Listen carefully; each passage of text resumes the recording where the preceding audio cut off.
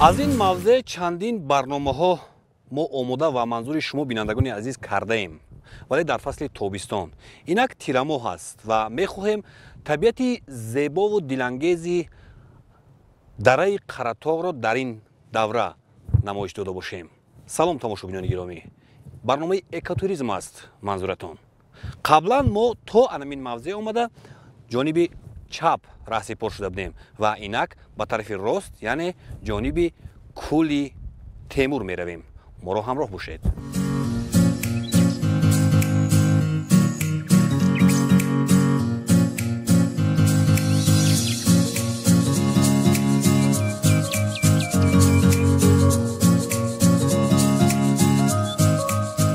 توجیکستان در همه فصل سال زیباست. بخصوص کوهسار این مملکت آفتابی همیشه جلانک است. رنگارنگی طبیعت خاصه گل و درختان هر خیله منطقه های کوهی با هم توأم شده منظره زیبا و دقت جلب کننده را به وجود می آورند و خانش مرغکان خوش صدا روح نواز است.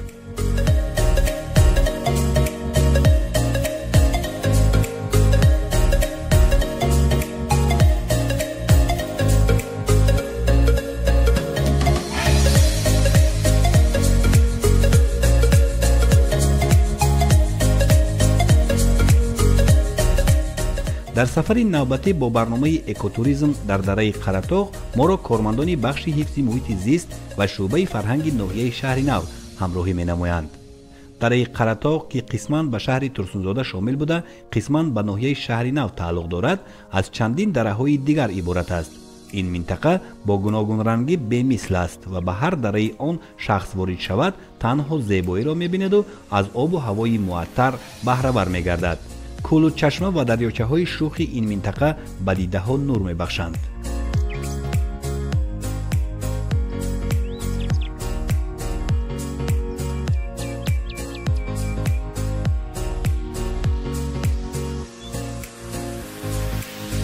ما هم همراه با همسفرانمون به دل کوه چسبیدیم و ضرور است تا بلندترین قله برایم. کمی قوه علاوگی طلب می کند ولی فایده بخش است.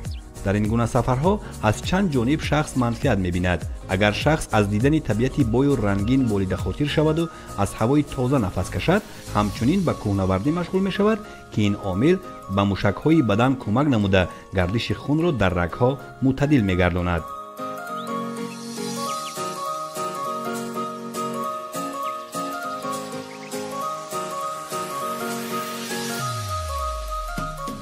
تقریباً 2 کیلومتر تپه رو طی نموده در نقطه بلندترین راه انتخاب گردیده رسیدیم و اینک به نشیبه توسط همین جنگل جانب کول می رویم.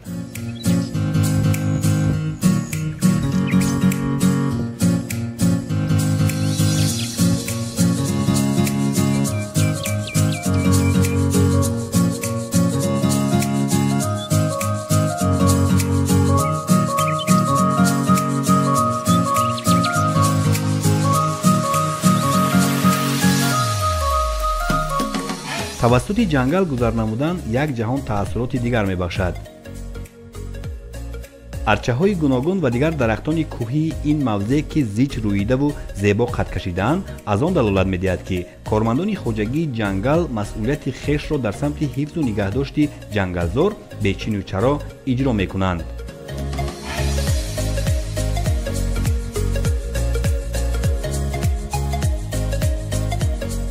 ما که باری اول به این دره می آییم گمان کردیم که بعد فتح قله قبلا ذکر شده اکنون نشیبی شد و باقی مانده راه را آسان طی می نماییم. چون این نبوده است. در پیش باز چند کوتل دیگر هم هست ولی نه اونقدر بلند.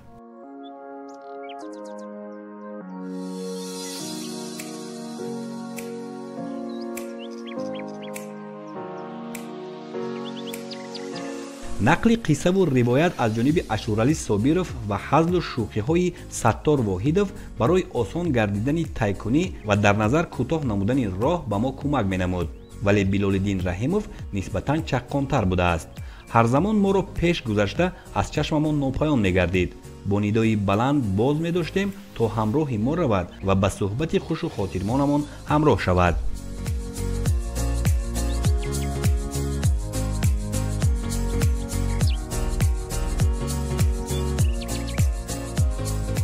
ниҳоят ба ҷое расидем ки об аз зери кӯҳ фаввора зада берун меояд. оби ин чашма аз кӯли темурдара так зада ин ҷо мебаромадааст. чашмаи зебо ва обаш мусаффову лазиз.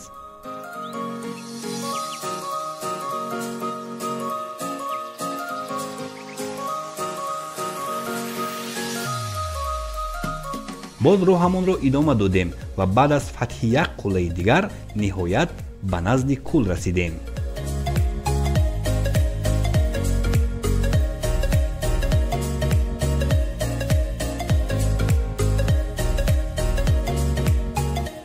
ва бинандагони гиромии телевизиони сайёҳӣ ва ҳунарҳои мардумӣ, инак мо ба лаби кӯли Темур расидем. инҷо аз сатҳи баҳр тақрибан 2000 метр баланд аст ва оби кӯл нисбатан камтар аст, зеро фасли тирамоҳ аст ҳоло.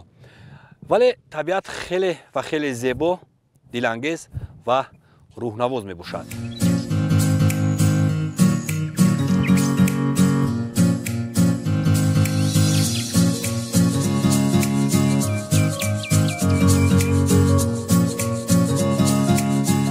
оби кӯл капкабут аст.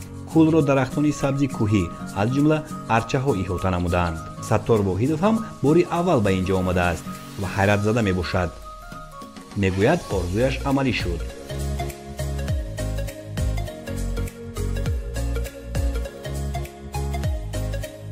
ман орзу доштам ҳамин ҷо як биёям, як ҳамин кӯлҳоро тамошо кунам.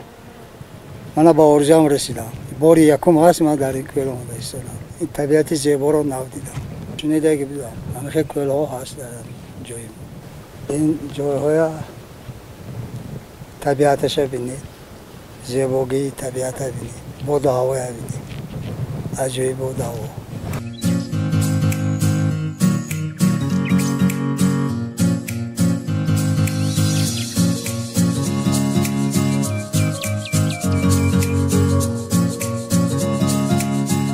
ашуралӣ собиров бошад, аз хурдсолӣ дар ин ҷойҳо гаштаасту ҳар гӯшаи мавзеъро ба хубӣ медонад. зимни чунин сафарҳо будани нафари огоҳ ҳатмист. аз як ҷониб роҳнамо шавад, аз тарафи дигар дар бораи мавзеъ маълумоти мукаммал манзур менамояд. дар ҳамин фасл шумо ягон бор омада будед? албатта чандин маротиба омадем.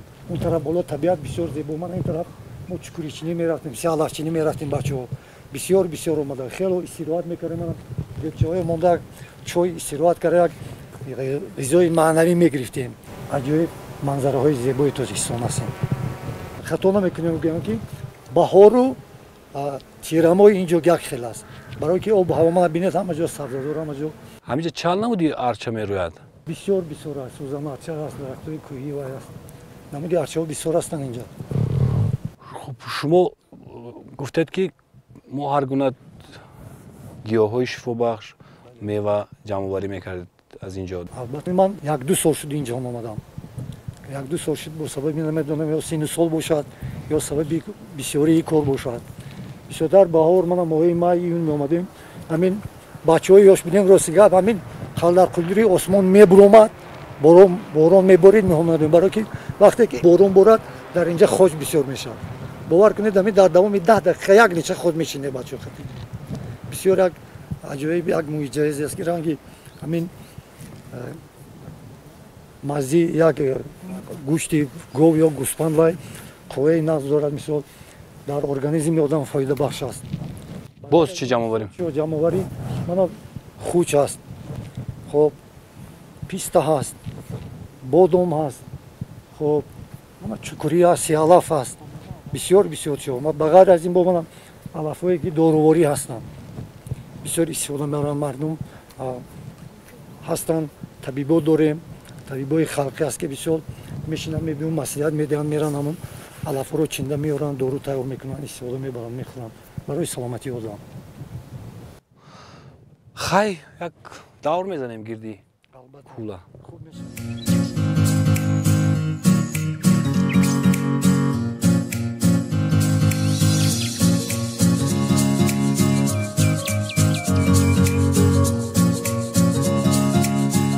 азм кардем атрофи кӯлро як маротиба давр занем. бубинед ҳарчанд болотар меравем ҳамоно зебоиҳои дигар пеши назар меояд. ин ҷилову сафо Ашуралӣ Собировро ором нагузошт ва атрофи кӯл зери суруд дар замзамаи ӯ давр задем. دیارم به مثل بهارم بزیم سرایم سروده را به وصفش اندلیم چمنزاری خورم فراز و نشیب بی فقرم که من تاجیکستانیم.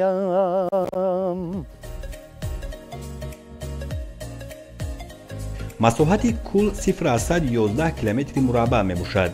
дарозиаш 500, бараш 171 ва чуқуриаш 15,9 метр. пайраҳаҳои атрофи кӯл бошанд ба 1400 метр баробар аст.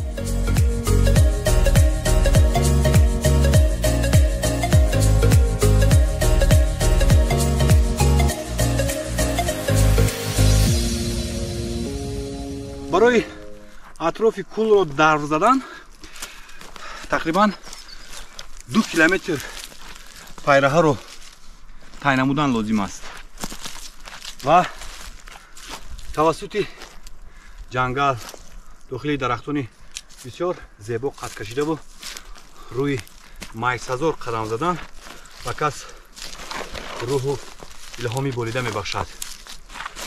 воқеан шахс вақте ба темурдара барои сайёҳат меояд бо худ хеле ва хеле таассурот, албатта таассуроти нек мебарад.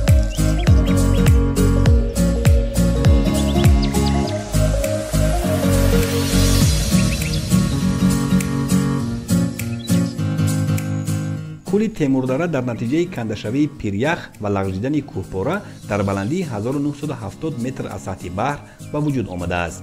аз маркази ноҳияи шаҳри нав то расидан ба соҳили кӯл 38 километр роҳ аст. аз ин бештар аз 3 километр роҳи кӯҳиро пиёда бояд тай намуд. кӯл дар шимолу шарқии дарёи қаратоғ мавқеъ гирифтааст. сарчашмаи оби кӯл дар темурдара пиряхҳои каме болотар аз мавзеи мобуда мебошанд.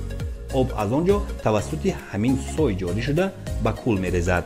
тавре гуфтем ҳоло тирамоҳ аст ва об нисбатан кам гардидааст, вале бубинед дарёчаи хеле зебост инҷо.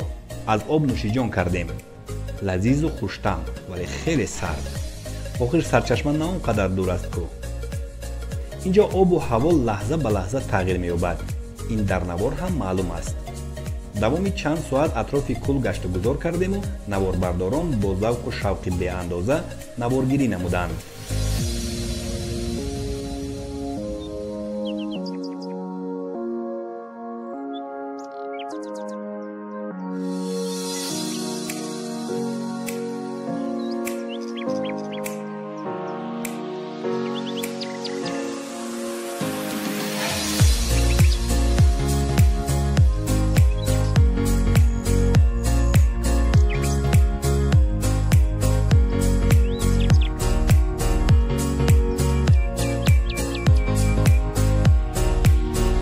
ҳарчанд дар атрофи ин кӯли зебо, дар табиати зебо сайру гаштномоӣ ҳамон қадар кам аст, ҳамин тавр не?